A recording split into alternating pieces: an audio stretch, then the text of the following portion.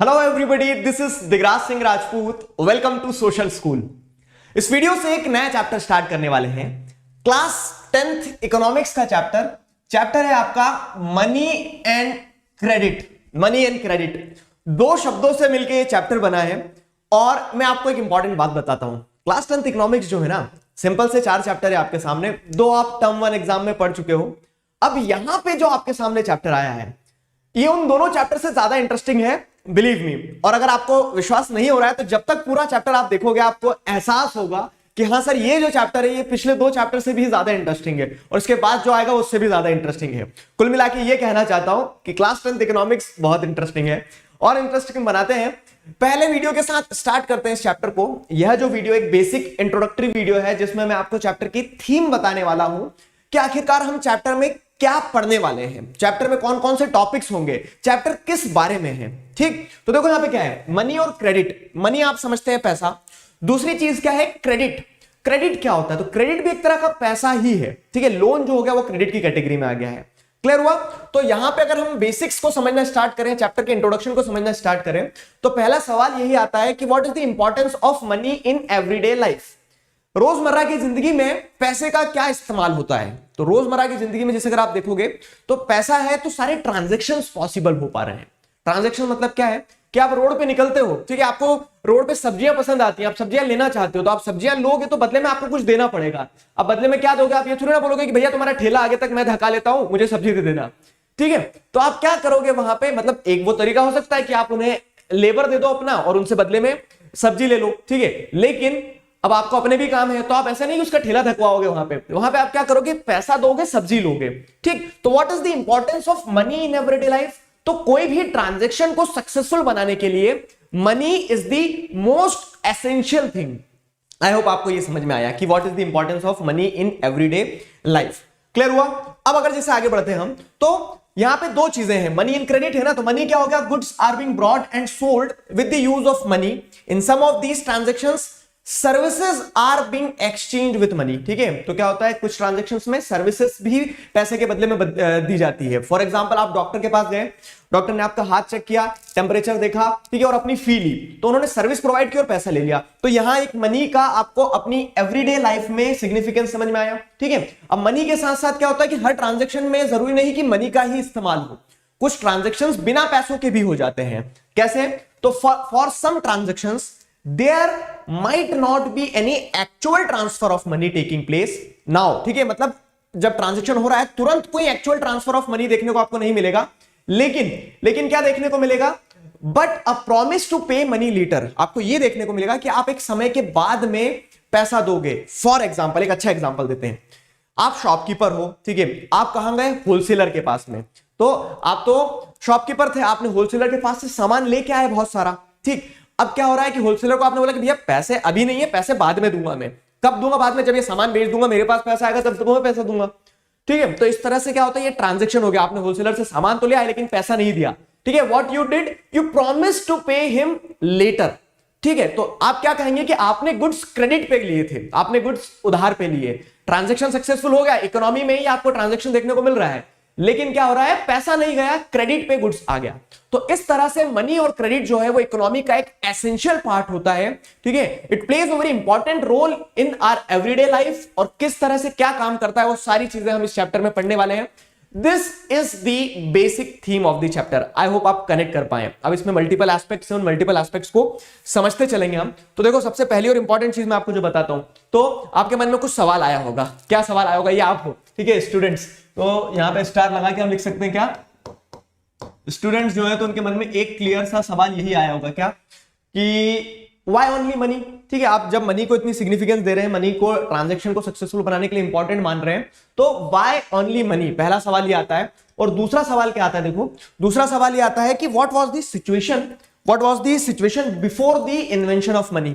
इन 2 सवाल के साथ में आगे बढ़ेंगे हम। ठीक है, चैप्टर को समझना है ना, तो 2 सवाल के साथ में आगे बढ़ना पड़ेगा कि आप मनी को ही as a medium of exchange क्यों मान रहे हैं, व्हाई ओनली मनी। ठीक है, ट्रांजैक्शन किसी और चीज से भी सक्सेसफुल हो सकता था।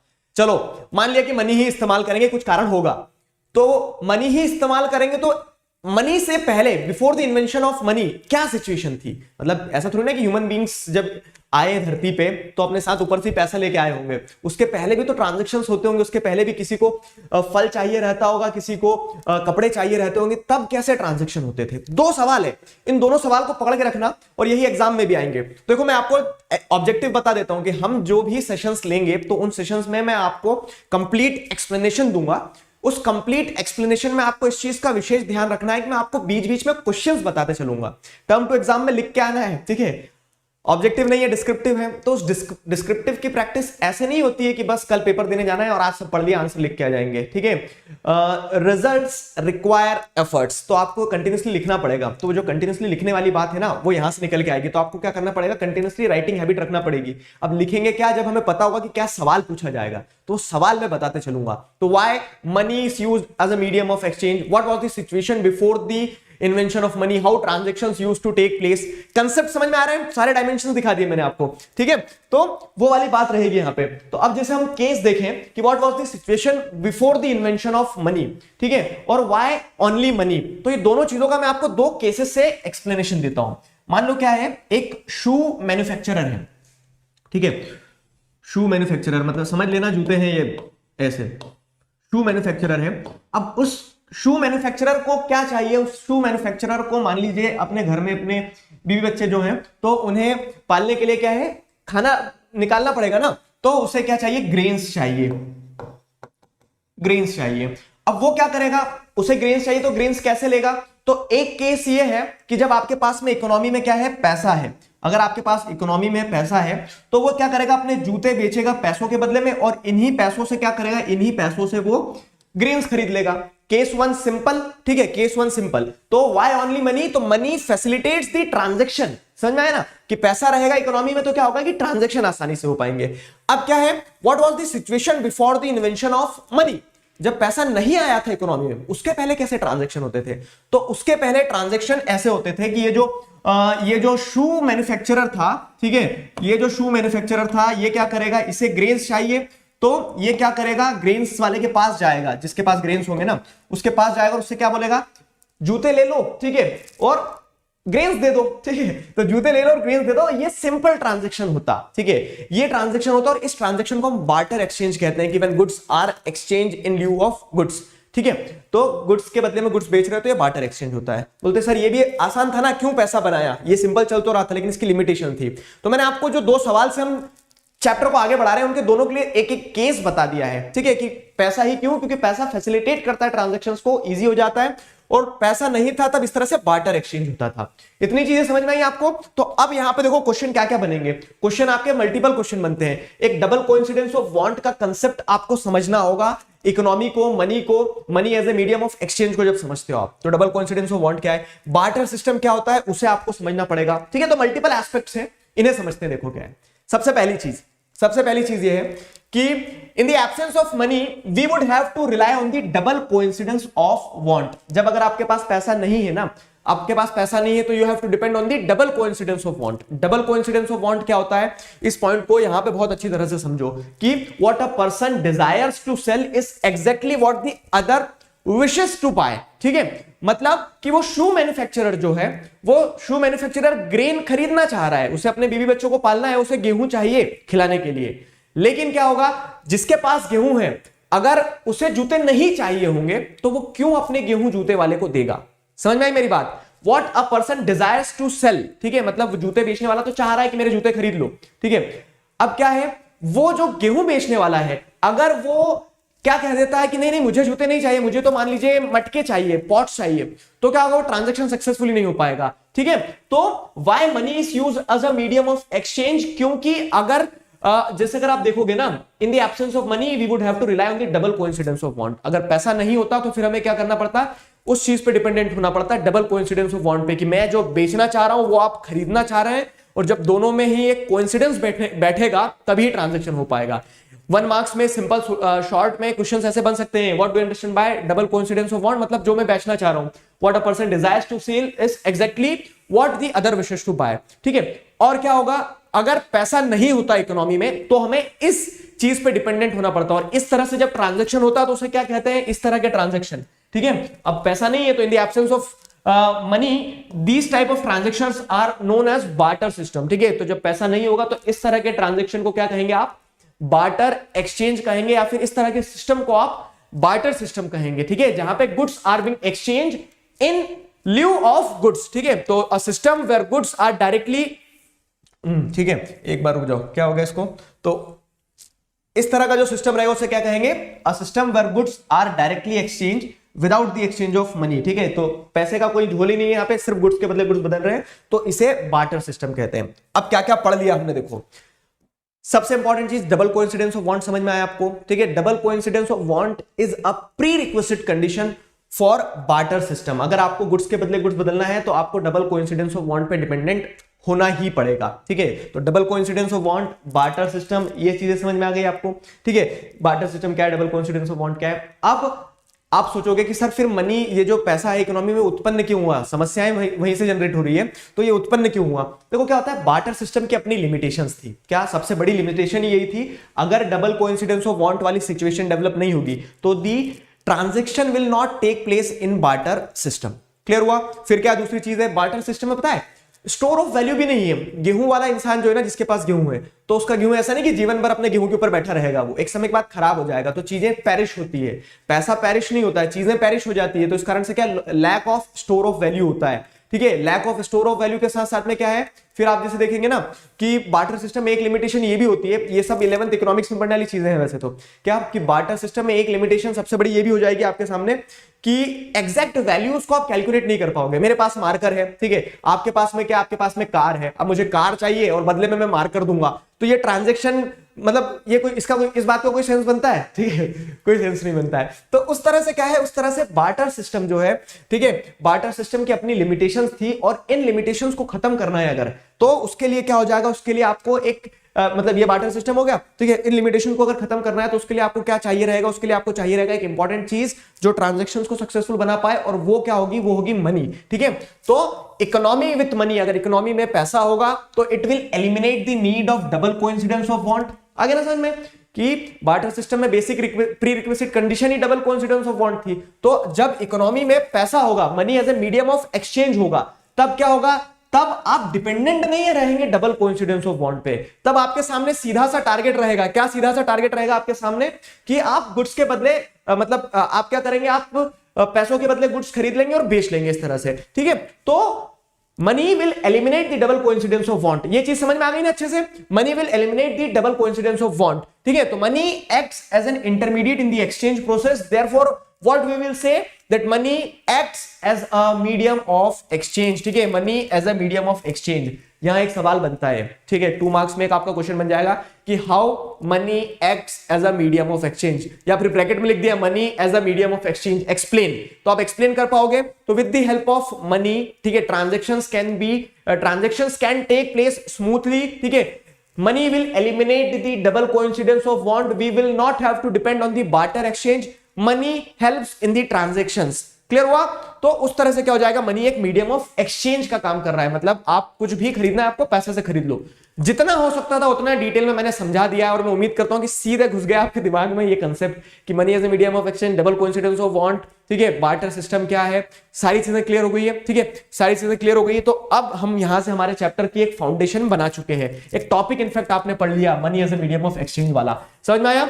What are we going to study in this chapter? और क्या क्या पढ़ेंगे? तो हम पढ़ेंगे मॉडर्न फॉर्म्स ऑफ मनी के बारे में। मॉडर्न फॉर्म्स ऑफ मनी, अब मनी की अगर बात करें तो पैसा क्या है, ठीक है, पैसा जैसे अगर आप देखोगे तो हाथ का मैल है, कभी भी निकल जाएगा, ठीक। लेकिन जैसे मतलब फिलोसफी से अलग जाके अगर बात करें तो मॉडर्न फॉर्म्स ऑफ मनी में आप क्या देखोगे, करेंसी एक इंपॉर्टेंट चीज होती है, डिपॉजिट्स विद बैंक एक इंपॉर्टेंट चीज होती है, ठीक है। तो मॉडर्न फॉर्म्स ऑफ मनी ये दो होता है, इन दोनों को समझेंगे हम नेक्स्ट वीडियो में। लोन एक्टिविटीज ऑफ बैंक्स, ठीक है। अब बैंक जो होता है ना वो एक बहुत इंपॉर्टेंट रोल प्ले करता है इकोनॉमी में when it comes to money and credit, ठीक है। पैसा का, लोन का, इन सारी चीजों की जब अगर बात करते हैं तो बैंक बहुत इंपॉर्टेंट रोल प्ले करता है। यहां पे हम चेक के बारे में भी पढ़ेंगे, एक चीज और ध्यान रखना, ठीक है। तो लोन एक्टिविटीज ऑफ बैंक समझेंगे कि बैंक आखिर हम बैंक में पैसा डिपॉजिट कर देते हैं, ठीक है। विजय माल्या लेके भाग जाता है, फिर भी बैंक चल रहे हैं, ऐसा क्यों हो रहा है, ठीक है। तो वहां पे लोन एक्टिविटीज ऑफ बैंक्स क्या है वो समझने वाली चीज है। टू डिफरेंट क्रेडिट सिचुएशंस, तो यहां पे देखो लोन जो होता है ना, जैसे बोलते हैं कि लोन में डूब गए और लोन से तर गए, मतलब लोन किसी को फायदा देता है, किसी को नुकसान देता है। तो वो दो अलग अलग डिफरेंट क्रेडिट सिचुएशन क्या है, वो दोनों चीजें दो स्टोरीज से समझेंगे। टर्म्स ऑफ क्रेडिट, अब किसी को भी अगर लोन मिल रहा है, क्रेडिट मिल रहा है, तो वो यूं ही नहीं दे देते ना, उसमें क्या क्या टर्म्स ऑफ क्रेडिट होती है। तो टर्म्स ऑफ क्रेडिट को समझेंगे हम यहाँ पे। वैरायटी ऑफ क्रेडिट अरेंजमेंट्स, अब लोन लेने के भी एक नहीं अनेक तरीके होते हैं, तो डिफरेंट जो क्या है, हम क्या कहेंगे कि जो डिफरेंट अरेंजमेंट्स ऑफ क्रेडिट्स है ना, वो हम यहां पे पढ़ेंगे वैरायटी ऑफ क्रेडिट अरेंजमेंट्स में। Formal sector credit in India, ये बहुत इंपॉर्टेंट टॉपिक है, मतलब एग्जाम पर्सपेक्टिव से हो ना हो वो नहीं पता है, लेकिन इस टॉपिक को समझना कि क्यों बैंक्स की, कोऑपरेटिव सोसाइटीज की जरूरत है इस समय देश को, ठीक है। तो formal sector credit in India क्या स्थिति है, ठीक है, किसको कहां से लोन मिल रहा है, किस चीज की जरूरत है, वो सब कुछ, और अल्टीमेटली एक सोल्यूशन दिया है कि किस तरह से हम लोगों को कह सकते हैं फाइनेंशियली रेजिलिएंट बना सकते हैं। Self help groups for the poor, ये टॉपिक की मदद से, self help group for the poor, ठीक है। तो इसमें ग्रामीण बैंक ऑफ बांग्लादेश के बारे में भी पढ़ेंगे। ये सारे टॉपिक जो हैं हम क्या करने वाले हैं, ये सारे टॉपिक्स इस पूरे के पूरे चैप्टर में पढ़ने वाले हैं। बिलीव मी, बड़ा इंटरेस्टिंग चैप्टर है, एक एक करके सारे टॉपिक्स को अनफोल्ड करते जाएंगे। मैं उम्मीद करता हूं आपको यहां तक चीजें समझ में आई है। नेक्स्ट वीडियो में अगले टॉपिक के साथ स्टार्ट करेंगे। अभी के लिए signing off with this, together we can, we will. Thank you very much. Hello everybody, this is Digraj Singh Rajput, welcome to social school. इस वीडियो में हम एक बहुत इंपॉर्टेंट टॉपिक पढ़ने वाले हैं, वो है मॉडर्न फॉर्म्स ऑफ मनी। पिछले वीडियो में मैंने आपको बताया कि why money is used as a medium of exchange, तो वो चीजें हमें क्लियर हो गई, हमें चैप्टर की थीम समझ में आ गई थी, एक बेसिक इंट्रोडक्शन समझ में आ गया था। अब अगर बात करते हैं तो मॉडर्न फॉर्म्स ऑफ मनी की बात करते हैं, तो देखिए money as a medium of exchange for transaction use किया जाता है, ये हम पिछले वीडियो में हेंस प्रूफ कर चुके हैं। अब लेकिन सवाल आता है कि what was the situation before the invention of money, तो ये भी हमने पिछले वीडियो में पढ़ा कि बार्टर सिस्टम का इस्तेमाल किया जाता था, ठीक है। तो आज जो आप मॉडर्न फॉर्म ऑफ मनी देख रहे हैं ना, करेंसी देख रहे हैं, कॉइन्स देख रहे हैं, ये हमेशा से ट्रांजैक्शन के लिए इस्तेमाल नहीं किए जाते थे। पहले क्या इस्तेमाल किया जाता था, तो पहले जैसे आप देखेंगे कैटल्स वगैरह का इस्तेमाल किया जाता था, ग्रेन्स का इस्तेमाल किया जाता था। मेरे पास 50 गाय हैं, वो 50 गाय मैंने किसी को दे दी, बदले में उससे गेहूं ले लिया, तो ऐसे ट्रांजेक्शन होते थे। लेकिन अब क्या हो रहा है, देखो उस समय इंसान की ज्यादा जरूरतें भी नहीं होती थी। ह्यूमन बींग्स का मोटिव ही एक होता था, बस सरवाइव कर जाएं। आज पैदा हुए हैं, आज सुबह उठे हैं, तो आज के खाने की चिंता है, बस शाम के शाम में समझी जाएगी, कल की कल को समझी जाएगी। लेकिन जैसे जैसे ह्यूमन सिविलाइजेशन ग्रो करते चले गई तो कॉम्प्लेक्स होती गई चीजें, ठीक है। फिर क्या है, फिर इन्वेंशन हुआ, तो किसी को इन्वेंट हुआ, किसी को ऐसा आइडिया है कि यार ट्रांजेक्शन में, बार्टर सिस्टम में लिमिटेशन है, कुछ मनी जैसा इन्वेंट कर दिया जाए, तो वो ग्रेन्स का इस्तेमाल होता था, कैटल्स का इस्तेमाल होता था। फिर धीरे से प्रीशियस मेटल्स का इस्तेमाल होना चालू हो गया। प्रीशियस मेटल्स मतलब क्या है कि फिर सोने चांदी के सिक्कों का इस्तेमाल हुआ, क्यों, क्योंकि सोने चांदी की अपने आप में वैल्यू थी, वो प्रीशियस मेटल थे। फिर क्या है, आज आप जैसे देख रहे हो, तो आज आपको क्या देखने को मिलता है, पेपर नोट देखने को मिलता है। अब पेपर की अपने आप में कोई वैल्यू है क्या, नहीं है, लेकिन उसे ट्रांजैक्शन के लिए इस्तेमाल किया जाता है, क्यों। तो इस सारे सवालों के जवाब आपको मिल जाएंगे। आगे बढ़ते हैं, देखो तो इन सारे सवालों के जवाब आपको मिल जाएंगे। अगर आगे बढ़े हम, तो हमारे पास में ये कहानी आती है क्या, what are the modern forms of money, तो currency is one of the modern form of money. Currency is one of the modern form of money. तो मॉडर्न फॉर्म ऑफ मनी में पेपर नोट्स और currency जो है ना, वो important हो जाता है। पेपर नोट और करेंसी नहीं, पेपर नोट और यहां पे क्या आ जाएगा, पेपर नोट और कॉइन आ जाएगा, ठीक है। यहां पे हम क्या कर सकते हैं, कॉइन कर सकते हैं, कॉइन। तो what are the modern forms of money, तो करेंसी है, करेंसी में जैसे पेपर नोट्स हो गए, कॉइन्स हो गए। अब आपको एक इशू यहां पे नजर आ रहा होगा, क्या, कि जैसे चलो पहले जो करेंसी की तरह, पहले जिस चीज को मनी की तरह इस्तेमाल किया जाता था, कैटल्स वगैरह, तो वो हमारे यूज की चीज थी, इसके लिए हम उसके बदले में सामान दे देते थे या ले लेते थे, ठीक है। प्रीशियस मेटल की अपने आप में वैल्यू होती थी। लेकिन जो मॉडर्न फॉर्म्स ऑफ मनी में करेंसी की आप बात कर रहे हो ना, तो करेंसी की अपने आप में क्या वैल्यू है, ठीक है। इशू यही है कि modern currency is not made of precious metal such as gold, silver and copper. अब जैसे हिस्ट्री में आपने पढ़ा क्या कि पहले गोल्ड के कॉइन्स होते थे, सिल्वर के कॉइन होते थे, तो उनकी अपने आप में वैल्यू थी। चलो उस पर 1 रुपया लिखा है, तो 1 रुपया कोई ना भी दे, लेकिन वो सोना है, सोने की तो आप वैल्यू दोगे ना हमें, ठीक। तो इस कारण से क्या है कि पहले प्रीशियस मेटल्स के कॉइन होते थे, वो करेंसी की तरह इस्तेमाल किए जाते थे, कि उनके लोगों को विश्वास रहता था कि यार चलो कोई इससे बदले में सामान नहीं भी देगा, तो ये सोना तो है, सोने के बदले में सामान भी देगा वो मुझे, सोने का सिक्का है ना। तो पहले लोग ऐसा बिलीव रखते थे, ठीक है। ग्रेन्स और कैटल्स की बात करें तो वो एवरीडे यूज की चीज थी, तो उससे ट्रांजैक्शन हो जाता था बार्टर एक्सचेंज में, ठीक है। लेकिन अगर मॉडर्न करेंसी को देखोगे ना, तो मॉडर्न करेंसी का तो अपने आप में कोई वैल्यू नहीं है। The modern currency is without any use of its own, उसकी अपने आप में कोई वैल्यू नहीं है, लेकिन फिर भी उसे एक्सेप्ट कर रहे हैं हम। सवाल आता है क्यों, ठीक है। तो अब मैं आपको एक चीज बता देता हूं, यहां पे इस पॉइंट को थोड़ा ध्यान देना कि ये जितनी भी चीज बताई मैंने आपको, जैसे क्या बताई, मैंने आपको क्या बताया, जैसे कि प्रीशियस मेटल है, तो प्रीशियस मेटल की इंट्रिंसिक वैल्यू, उसके अपने आप में वैल्यू है कुछ, ठीक है। लेकिन जो मॉडर्न करेंसी है ना, मॉडर्न करेंसी मतलब पेपर नोट है, वो 20 पैसे का पेपर होगा, लेकिन उस पर 2000 लिखा है, तो चल रहा है भक्का भूर 2000 का नोट, ठीक है। तो यहां जैसे अगर आप देखोगे तो जो 2000 का नोट है, उसकी इंट्रिंसिक वैल्यू कुछ नहीं है, उसकी क्या है, उसकी फिएट वैल्यू है, ठीक है, उसकी फिएट वैल्यू है। जैसे अगर आप देखोगे तो उसके अंदर छुपी हुई वैल्यू, छुपी वैल्यू क्या है कि अब चलो फॉर एग्जांपल मैंने आपको अगर आज एक बड़ा सा मतलब एक पेपर का टुकड़ा लिया, जितना 2000 का नोट आता है उससे बड़ा टुकड़ा लिया, उस पर बढ़िया सजा के 2000 लिख दिया और दे दूंगा, आप एक्सेप्ट करोगे क्या? नहीं करोगे, ठीक है, आप नहीं करोगे। मेरा साइन करके दे दूंगा बस, तो भी करोगे क्या? नहीं करोगे। क्यों? क्योंकि वो जिसे आप मनी मान के चल रहे हो, वो मनी आपके या मेरे लिख देने से नहीं बना है, वो एक कॉम्पिटेंट अथॉरिटी के द्वारा इशू किया गया है। एक बार चीजें समेटे हम, देखो कैसे है। तो मॉडर्न फॉर्म्स ऑफ मनी में करेंसी एक इंपॉर्टेंट चीज होती है, लेकिन आज के समय में जिस चीज का मॉडर्न करेंसी में जो पेपर नोट और कॉइन आते हैं ना, तो पेपर नोट और कॉइन के साथ समस्या ये है कि ना तो वो प्रीशियस मेटल की तरह प्रीशियस है, ना वो एवरीडे यूज की चीज है, उसकी अपने आप में कोई वैल्यू नहीं है, वो फिएट वैल्यू कैरी करता है। पेपर है, आप फाड़ के भी फेंक सकते हो जैसे दूसरे पेपर फाड़ते हो, लेकिन नहीं फाड़ते हो। क्यों? तो सवाल यही है कि then why it is accepted as a medium of exchange. तो उसे एक मीडियम ऑफ एक्सचेंज की तरह एक्सेप्ट करा क्यों जाता है? ठीक है, तो उसे एक मीडियम ऑफ एक्सचेंज की तरह एक्सेप्ट इसलिए किया जाता है क्योंकि क्या है, क्योंकि अगर आप समझोगे ना तो it is issued by a competent authority because it is authorised by the government of the country. Government of country ने उसे ऑथोराइज किया है, इस कारण से उसकी वैल्यू है। समझ में आया? उसकी वैल्यू क्यों है? क्योंकि उसे गवर्नमेंट ऑफ द कंट्री ने ऑथोराइज किया है। It is being authorised by the government of country. मतलब आप जिस देश में रह रहे हो तो उस देश की सरकार ने उस चीज को बोला कि बेफिक्र होकर ले लो, कागज का टुकड़ा है तो क्या हुआ, मेरा साइन है उस पर, मेरा इन द सेंस कि गवर्नमेंट का साइन है, ठीक है, आरबीआई के गवर्नर का। एक होमवर्क क्वेश्चन दूं, बताना मुझे कि आरबीआई के गवर्नर कौन है कमेंट सेक्शन में, ठीक है, एट प्रेजेंट अभी की स्थिति में 2021 में कौन है, तो आप मुझे कमेंट सेक्शन में बताएंगे। अच्छा खैर सुनो, अब क्या होता है ना, जब हम डिटेल में पढ़ते हैं चीजें तो दो एडवांटेज हैं। दो एडवांटेज क्या है कि मैं आपको एक तो सब कुछ डिटेल में बता देता हूं, दूसरी चीज मैं आपको हर एंगल दिखाते चलूंगा, देखो क्वेश्चन कैसे बन सकता है। तो अब यहां पे अगर सवाल ये आ जाता है आपका कि मॉडर्न फॉर्म्स ऑफ मनी, ठीक है, which includes currency, currency do not have the value of its own, still it is accepted as the medium of exchange. Why? ठीक है, why currency which do not have value of its own, which do not have any intrinsic value is accepted as the medium of exchange. तो currency को आप medium of exchange क्यों मान रहे हो? तो सवाल सीधा सा है, क्या मतलब इस सवाल का जवाब सीधा सा है, because it is authorised by the government of country. तो गवर्नमेंट जो है, देश की सरकार जो है, उसने उसे ऑथोराइज किया है। सरकार के बिहाफ पे कौन करता है? तो who is authorising the modern form of money, या फिर कह सकते हैं who is authorising the currency in the country? तो RBI, reserve bank of India, ठीक है। तो मॉडर्न फॉर्म्स ऑफ मनी में क्या देख रहे हैं? It is authorised by the government of country and Reserve bank of India on behalf of government of India is authorising those paper notes, ठीक है, as a medium of exchange. तो वही वाली बात है कि मैं अगर एक सुंदर सी ड्राइंग, सब कुछ ऐसा ही दूंगा, गांधी जी भी बनाऊंगा, उस पर 100 भी लिखूंगा, सब कुछ, तो भी अगर आपको नोट दूंगा आप एक्सेप्ट नहीं करोगे, लेकिन ये जो नोट ऐसा वाला आएगा ना, ये एक्सेप्ट कर लोगे आप, ठीक है। क्यों एक्सेप्ट कर लोगे? क्योंकि it is authorised by the government of India, ठीक है। तो RBI, reserve bank of India, issues currency notes on behalf of the central government, ठीक है। नो अदर इंडिविजुअल और organisation is allowed to issue currency. आगे ना समझ में? तो किसी को साइन करके पेपर पे लिख के मत देना, जेल हो जाएगी आपको। तो गवर्नमेंट के अलावा नकली नोट, हम जो बोलते हैं नकली नोट क्यों है, नकली में भी सेम टू सेम बना देंगे, लेकिन फिर भी नकली है वो। क्यों नकली है?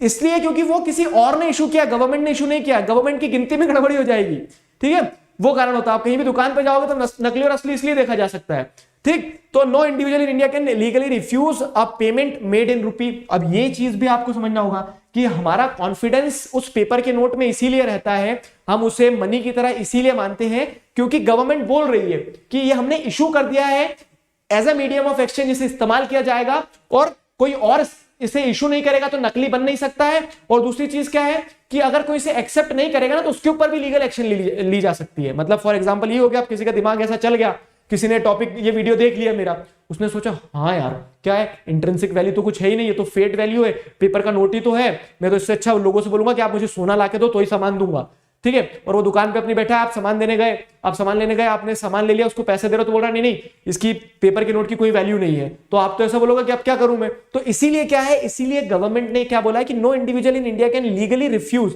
इन इंडिया की बात की जा रही है, अब आप अमेरिका पहुंच गए और 10 रुपए का नोट दे रहे हो तो अमेरिका में मना बोल देंगे वो, क्यों? क्योंकि वो वहां की गवर्नमेंट के द्वारा जो इशूड करेंसी रहेगी उसे एक्सेप्ट करेंगे ना, वो केस रहता है। तो no individual in India can legally refuse a payment made in rupees, ठीक है। तो रुपीज को यहां पे क्या है, लीगल बैकिंग मिली है, कंट्री के अंदर लीगल बैकिंग मिली है, उसे कॉम्पिटेंट अथॉरिटी ने इशू किया है। तो अब जब इतने सारे प्लस पॉइंट्स हैं तो दिखती बात है कि वो पेपर का हो, कपड़े का हो, हवा में हो ना हो, डिजिटल पेमेंट हो, ठीक है, आपको एक्सेप्ट करना पड़ेगा। क्यों? क्योंकि it is being authorised by the government of the country. Is that clear? Crystal clear? Concept समझ में आ गया ना? क्वेश्चन भी समझ में आ गया कि मॉडर्न फॉर्म ऑफ मनी में करेंसी आता है, करेंसी की अपने आप में कोई वैल्यू नहीं है, पेपर नोट है, लेकिन still it is accepted by the government of India, still it is accepted as the medium of exchange. Why? तो this is the reason, these are the reasons. समझ में आ गया ना?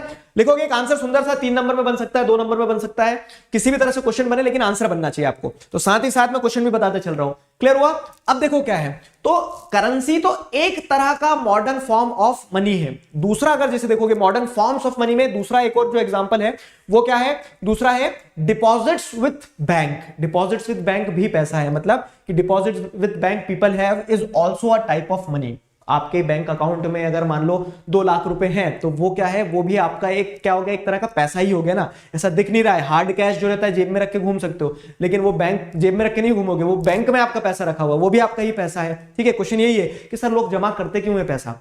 लोग जमा इसलिए करते क्योंकि उसके एडवांटेजेस है। समझाता हूं। सबसे पहली चीज तो क्या है कि जैसे मान लो कि सैलरी मिली, आपको मिली, ठीक है, अब जो सैलरी मिली तो सैलरी का एक ही हिस्सा आप खर्च करोगे ना, तो अब क्या करोगे? बाकी जो बचा हुआ एक्स्ट्रा कैश है आपके पास, उस एक्स्ट्रा कैश को घर में रखोगे, चोरी होगी तो ठीक है। अब लोग घबरा गए होंगे कि फटाफट पापा आप तो पैसे जमा करके आ जाओ बैंक में, नहीं, ठीक है। तो एक्स्ट्रा कैश जो है घर में रखने से कोई एडवांटेज नहीं है, उल्टा थ्रेट है कि घूम गया, चोरी हो गई, आग लग गई, कुछ भी हो गया, ठीक है। तो उसके लिए क्या करते हैं लोग, जो अपने पास एक्स्ट्रा कैश रहते हैं, ठीक है, तो people deposit it with bank, ठीक है। अब क्या करते हैं लोग बैंक में अपना एक अकाउंट खुलवाते हैं बढ़िया सा, ठीक है, और जो बैंक पसंद आती है उसमें खुलवा लो। तो वो बैंक में अकाउंट खुलवाने के बाद क्या करोगे? आप अपना पैसा उस बैंक अकाउंट में डिपॉजिट कर दोगे, ठीक है, बैंक अकाउंट में डिपॉजिट कर दोगे। सवाल, हमारा पैसा है, हम क्यों देने जाए बैंक वालों को, ठीक है। तो उसके एडवांटेज है क्या कि बैंक्स पे an amount of interest on the deposit. तो जो आपने पैसा बैंक में रखा है ना, बैंक क्या बोलेगा कि आप पैसा हमें दो, हम आपको और बढ़ा के देंगे पैसा। बैंक मतलब उनके पास इधर से ऐसी कोई स्कीम है क्या, इधर से पैसा डालो उधर से बढ़ाओ के निकलेगा?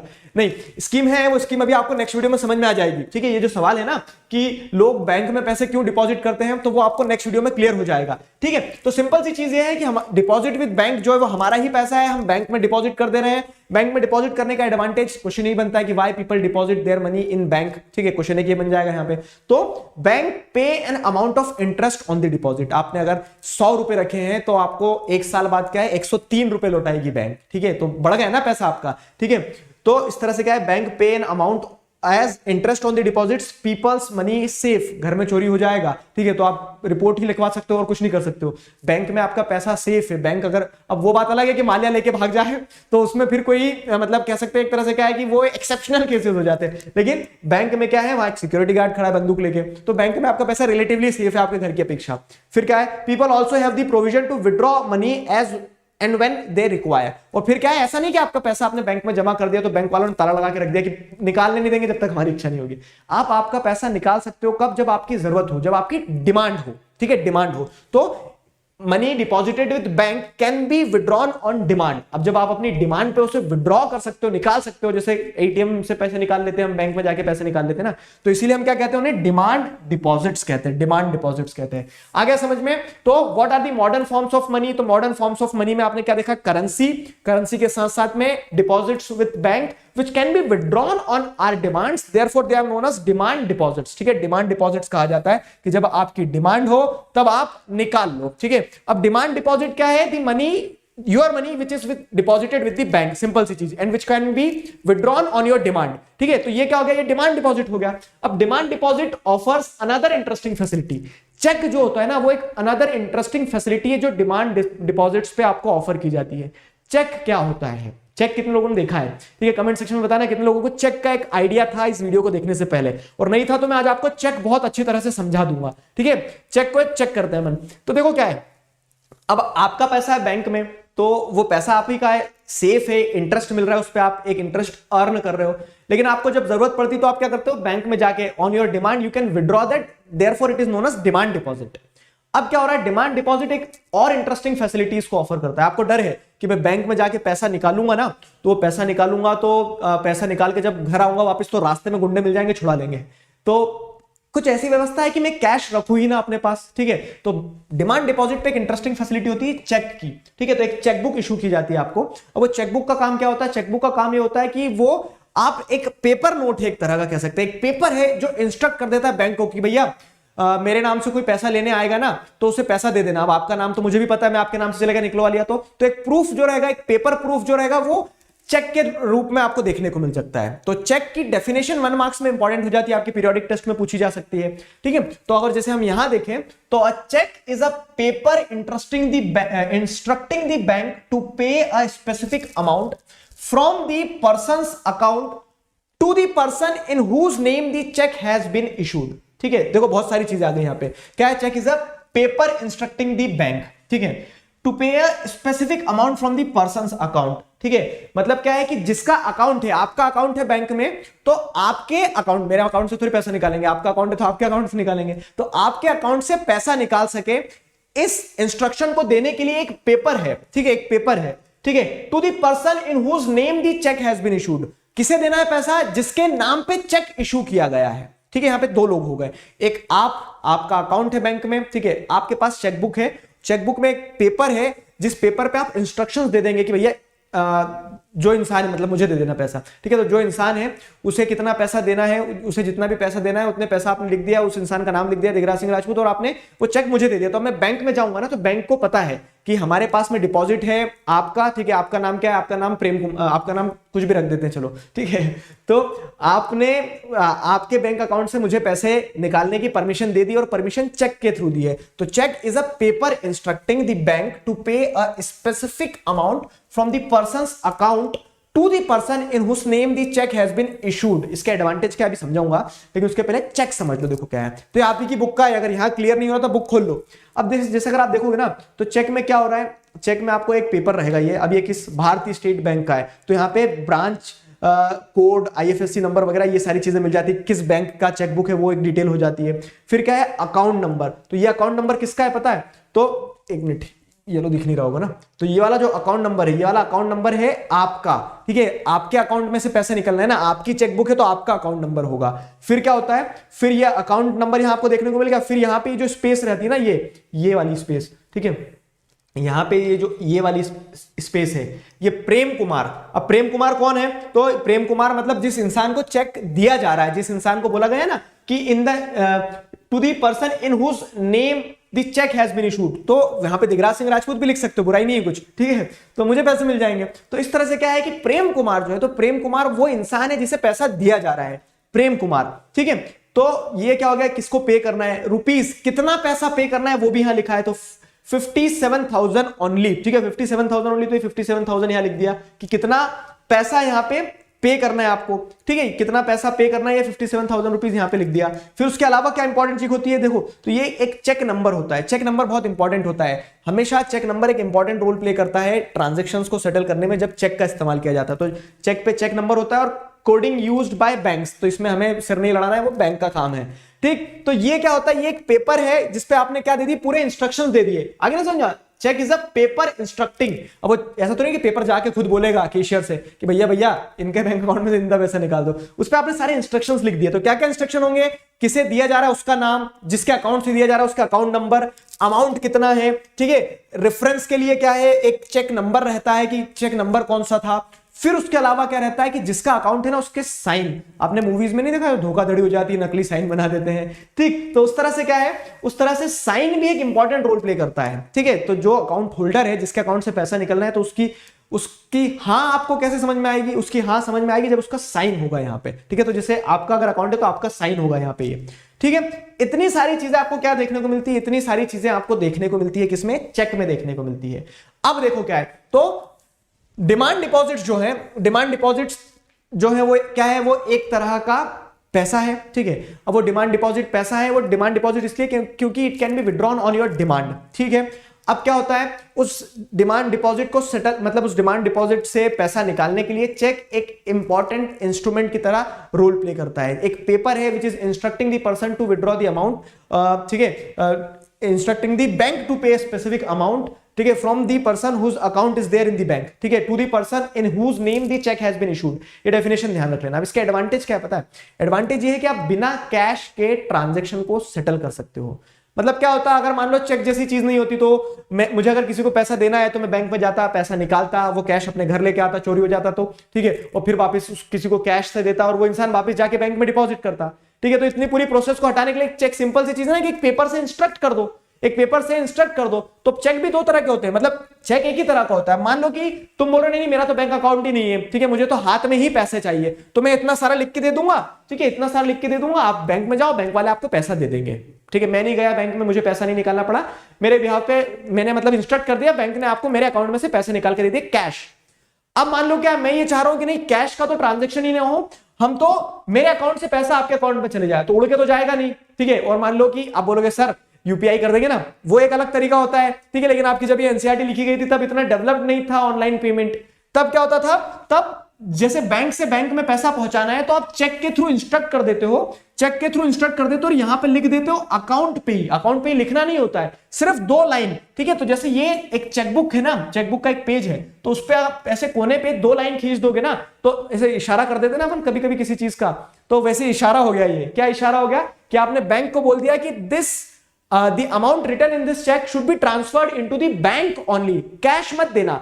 रिकॉर्ड रखने के लिए आप क्या करना, रिकॉर्ड रखने के लिए उस पे 2 लाइन खींच देते हो तो वो अकाउंट पे ही चेक बन जाता है। अगर ऐसी 2 लाइन लिखी रहती, देखो इस चेक पे लिखी है यहाँ, तो वो क्या होगा कि उसका पैसा सीधा अकाउंट में ही जाएगा, कैश नहीं मिलेगा। तो ये चेक क्या है, एक इंस्ट्रूमेंट है, ठीक है। उस इंस्ट्रूमेंट का क्या इस्तेमाल होता है वो समझा दिया। एडवांटेज क्या है, एडवांटेज सबसे बड़ा ये है कि ट्रांजेक्शन जो है, ठीक है, वो सेटल किए जा सकते हैं without the use of cash. आपने पेपर इंस्ट्रक्शन से काम चला लिया है, ठीक है। तो यहां पे हमारे यार टॉपिक जो है वो कंप्लीट होता है। मैं उम्मीद करता हूं आप क्या क्या सीखे। देखो 2-3 चीजें सीख गए आप कि मनी जो है, मॉडर्न फॉर्म्स ऑफ मनी जो है, मॉडर्न फॉर्म्स ऑफ मनी में करेंसी आता है। करेंसी की अपने आप में कोई वैल्यू नहीं है, फिर भी उसे एक्सेप्ट क्यों करते हैं, क्योंकि वो गवर्नमेंट के द्वारा इशू किया जाता है। और मॉडर्न फॉर्म्स ऑफ मनी में क्या है, डिपॉजिट्स विद बैंक जो है, तो आपका एक्स्ट्रा कैश जो आपने बैंक में रखा वो भी आपका पैसा ही है, ठीक है, आपका पैसा ही। उसमें एक इंटरेस्टिंग फैसिलिटी चेक की होती है, चेक के बारे में हमने पढ़ लिया, चेक पे क्वेश्चन बन सकता है। समझ में आ गया, सारे कोने मतलब ऐसे होता है ना, सारे कोने चित हो जाते हैं, तो वैसे हमने टॉपिक के सारे कोने चित कर दिए। नेक्स्ट वीडियो में अब हम इंटरेस्टिंग चीज ये पढ़ेंगे कि आखिरकार ये बैंक ऐसा क्या करता है सर, बैंक कि हमारे पैसे डिपॉजिट करता है, संभाल के रखता है, सिक्योरिटी गार्ड को भी रखता है, उसकी भी सैलरी देता है, और उल्टा 100 पे 103 रुपए हमें दे देता है, मतलब सबको फायदा। ऐसा कैसे हो सकता है? तो बैंक जो है पैसों का क्या करता है, बैंक की लोन एक्टिविटी क्या होती है, बड़ा इंटरेस्टिंग टॉपिक है जो हम नेक्स्ट वीडियो में पढ़ेंगे, समझेंगे।